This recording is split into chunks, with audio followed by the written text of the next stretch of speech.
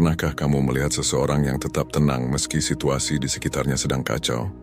Itulah esensi dari stoikisme, sebuah filosofi yang bukan hanya sejarah kuno, tetapi juga panduan praktis untuk kehidupan modern. Marcus Aurelius, seorang kaisar Romawi dan penganut stoikisme, menghadapi perang, wabah, dan intrik istana, namun ia dikenang karena ketenangan dan kebijaksanaannya yang luar biasa. Rahasianya adalah pemahaman bahwa hidup itu tak terduga dan seringkali penuh tantangan. Tetapi cara kita merespon tantangan tersebutlah yang menentukan siapa kita. Bayangkan memiliki kekuatan yang sama dalam kehidupan sehari-hari. Dari menghadapi percakapan sulit, hingga mengatasi hal-hal tak terduga dalam hidup. Dalam video ini kami akan berbagi 10 pelajaran berharga dari stoikisme yang dapat membantu kamu tetap tenang dan terkendali. Ini bukan sekadar ide filosofis, melainkan strategi praktis yang telah diuji oleh waktu dan sejarah, siap untuk diaplikasikan dalam tantangan abad ke-21. Saat kita mendalami pelajaran-pelajaran ini, ingatlah bahwa ini bukan tentang menjadi tanpa emosi, melainkan menjadi penguasa emosi dengan menggunakan kebijaksanaan Marcus Aurelius untuk menjadikan setiap rintangan sebagai kesempatan untuk tumbuh lebih kuat dan tangguh. Mari kita mulai. 1. Pahami hal yang bisa kamu kendalikan. Menjalani hidup yang tenang di dunia yang serba cepat seperti sekarang bisa terasa seperti tugas yang berat. Stoikisme menawarkan permata abadi. Fokuslah pada apa yang bisa kamu kendalikan. Ini bukan berarti mengabaikan tantangan hidup, melainkan mengarahkan energi dengan bijak. Bayangkan dirimu sebagai pejuang modern, bukan di medan perang, tetapi dalam kehidupan sehari-hari. Senjatamu adalah pilihan, tindakan, dan sikapmu. Kamu tidak bisa mengendalikan lalu lintas, cuaca, atau suasana hati orang lain, tetapi kamu bisa mengendalikan cara kamu bereaksi. Stoikisme bukan tentang menekan emosi, tetapi tentang mengenali mereka dan kemudian memutuskan bagaimana bertindak. Emosi seperti tamu, tak diundang, terkadang mereka datang, tetapi kamu yang memutuskan apakah akan membiarkan mereka mengambil alih atau tidak. Ketika kemarahan atau kesedihan datang, akui mereka, pahami alasannya, lalu arahkan mereka keluar.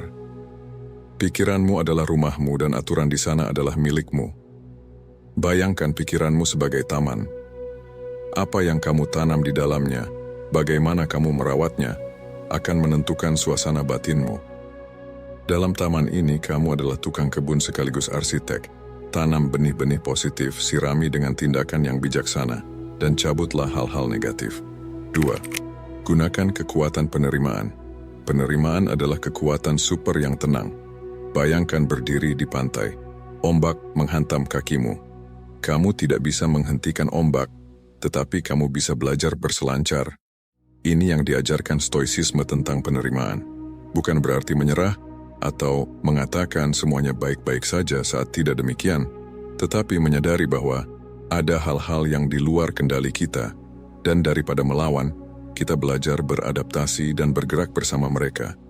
Pikirkan tentang hari yang dimulai dengan kacau. Kamu menumpahkan kopi, ketinggalan bus, atau lupa tugas penting. Mudah saja membiarkan momen-momen ini merusak suasana hati atau bahkan hari kamu. Tetapi, bagaimana jika kamu menerima kesalahan ini sebagai bagian dari hidup? Kamu membersihkan tumpahan, menunggu bus berikutnya, dan mengejar tugas yang terlupakan. Perubahan cara pandang ini, dari frustrasi menjadi penerimaan, bisa mengubah hari buruk menjadi tantangan yang siap kamu hadapi. 3. Latih kehadiran pikiran. Kehadiran pikiran sering disalahartikan sebagai konsep yang rumit. Padahal sebenarnya ini adalah senjata rahasia stoikisme untuk kehidupan modern yang penuh kesibukan. Bayangkan dirimu terjebak dalam putaran tugas sehari-hari. Pikiran melayang dari penyesalan kemarin hingga kekhawatiran besok. Stoikisme berbisik, berhenti, bernapas, dan hadir di sini, sekarang. Mindfulness dalam stoikisme bukan tentang acara besar, melainkan menemukan keajaiban dalam hal-hal sederhana. Entah sedang minum kopi, berjalan menuju tempat kerja, atau sekadar bernapas, setiap momen adalah kesempatan untuk mengakar dalam kehadiran saat ini. Fokus pada apa yang bisa kamu rasakan, apa yang kamu lihat, dengar, cium. 4. Bangun ketangguhan. Menghadapi hambatan hidup, kita sering merasa di persimpangan jalan, meragukan kemampuan diri untuk bertahan. Namun, di dalam hati, ada bisikan kekuatan yang tak mau dibungkam. Itulah ketangguhan. Lagu tanpa kata dari stoikisme yang berdengung di tengah kekacauan dunia modern. Ketangguhan dalam stoikisme bukan tentang menjadi tak terkalahkan, tetapi tentang tahu bagaimana beradaptasi, menekuk namun tidak patah. Epictetus pernah mengingatkan kita dengan sederhana, bukan apa yang terjadi padamu yang penting, tapi bagaimana kamu meresponnya. Ini bukan berarti mengabaikan perjuangan, melainkan memanfaatkannya. Pikirkan ketangguhan sebagai otot mental yang semakin kuat setiap kali kamu menghadapi tantangan. Setiap hari kamu bangun dengan kesadaran bahwa, meski dunia tak terduga, reaksi kamu tak harus demikian. Kamu adalah senimannya, hidup adalah kanvasmu, dan ketangguhan adalah kuas yang melukis garis keteguhan dan semangat. Membangun ketangguhan bukan perjalanan mudah. Ini perjalanan yang sering menanjak, penuh dengan keraguan diri dan hambatan. Namun, setiap langkah kecil adalah lompatan menuju penguasaan stoik dalam dirimu. Kamu memulai dengan menerima ketidaknyamanan, bukan menghindarinya. Dalam momen-momen ini, saat kamu berhadapan langsung dengan kesulitan, kamu menemukan kekuatan sejati dalam dirimu. 5. Pilih tanggapanmu. Kamu memegang kendali untuk membentuk duniamu melalui tanggapanmu. Stoikisme mengajarkan pelajaran penting bahwa reaksi kita terhadap hambatan hiduplah yang mendefinisikan perjalanan kita. Di dunia yang serba cepat, menghayati kebijaksanaan ini menjadi semakin penting. Saat kamu menghadapi kemunduran, sadari bahwa situasi tersebut bukan penguasa emosimu, kamulah penguasanya. Ini seperti menjadi sutradara dalam film hidupmu sendiri. Setiap adegan dan reaksi adalah milikmu untuk ditulis. Ketika sesuatu yang tak terduga terjadi, ambil momen untuk menarik napas. Jeda ini bukan kelemahan, melainkan kekuatan dari seorang bijak yang memilih respons yang mengangkatnya. Menggunakan pelajaran ini bukan tentang menekan emosi atau bersikap acuh, melainkan mengakui perasaan seperti marah, sedih, atau bahagia, dan mengarahkannya menuju tindakan yang konstruktif. 6. Batasi keinginan yang berlebihan.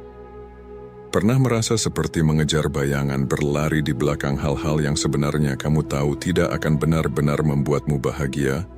Itulah jebakan keinginan berlebihan. Stoikisme, sebuah filosofi yang setua waktu namun segar seperti embun pagi, mengajarkan kita untuk menghindari jebakan ini. Bukan berarti hidup tanpa kegembiraan, melainkan menemukan kegembiraan dalam hal yang esensial. Ini bukan tentang memadamkan ambisi atau berpuas diri dengan hal yang sederhana, melainkan mengasah fokusmu pada apa yang benar-benar memperkaya hidupmu. Ketika pikiranmu dipenuhi dengan keinginan-keinginan tanpa akhir, itu seperti mencari ketenangan di tengah badai. Potong kebisingan itu. Bukan kuantitas hal-hal dalam hidupmu yang penting, melainkan kualitasnya. Apa yang membawa kebahagiaan sejati? Apakah itu kesenangan sesaat dari pembelian baru atau sesuatu yang lebih tahan lama seperti hubungan yang hangat, pencapaian pribadi, atau ketenangan di saat-saat sunyi? 7. Jadilah sosok yang berbudi luhur. Kamu tahu perjuangan menjaga nilai-nilai diri di tengah tuntutan hidup. Namun, inilah pelajaran kuat dari stoikisme. Jadilah sosok yang berbudi luhur. Ini adalah panduan sederhana, namun mendalam untuk menjaga ketenangan di tengah kekacauan kehidupan modern. Bukan tentang tindakan besar, melainkan tindakan kecil sehari-hari yang berlandaskan integritas, keberanian, kebijaksanaan, dan pengendalian diri. 8. Pahami sifat sementara kehidupan. Kehidupan, dalam segala ketidakpastiannya selalu bergerak. Satu saat ada, kemudian berlalu. Ini bukan alasan untuk merasa putus asa, tetapi panggilan untuk bertindak. Kita diingatkan untuk hidup sepenuhnya saat ini, menghargai setiap momen yang berlalu, dan memanfaatkan setiap situasi sebaik mungkin. Ini adalah cara untuk menghargai bahwa perubahan adalah satu-satunya hal yang pasti, dan belajar untuk menari dalam hujan alih-alih menunggu badai berlalu. Marcus Aurelius pernah merenungkan, waktu adalah sungai yang deras, peristiwa-peristiwa yang datang sekilas dan segera berlalu, diikuti oleh yang lain yang juga berlalu. Metafora ini mengingatkan kita bahwa waktu kita terbatas dan bahwa fokus kita seharusnya berada pada masa kini, di mana kita bisa beraksi dan membuat perbedaan. Menerima sifat sementara dari kehidupan adalah kunci untuk kedamaian yang tak tergoyahkan.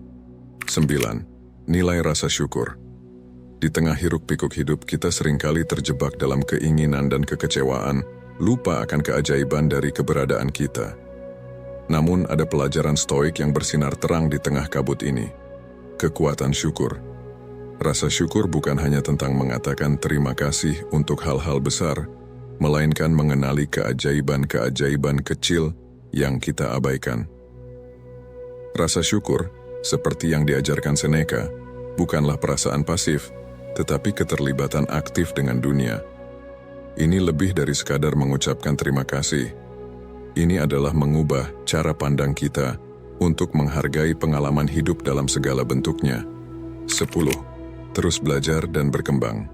Tantangan adalah tamu yang tak diundang dalam hidup kita, seringkali datang tanpa pemberitahuan dan jarang disambut, namun mereka membawa hadiah, kesempatan untuk tumbuh. Stoikisme mengajarkan kita untuk menyambut momen-momen ini, bukan dengan pasrah tetapi dengan semangat seorang pejuang. Siapa yang tak terkalahkan? Orang yang tak bisa dipengaruhi oleh apapun di luar kendali nalar mereka, kata Epictetus. Pemahaman ini adalah kompas kita dalam perjalanan pengembangan diri. Kita tumbuh bukan hanya dengan membaca atau merenung, tetapi dengan hidup, berinteraksi dengan dunia di sekitar kita, dan menguji keyakinan serta nilai-nilai kita dalam kenyataan hidup. Itulah esensi dari stoikisme modern, pendekatan praktis untuk meraih kebijaksanaan.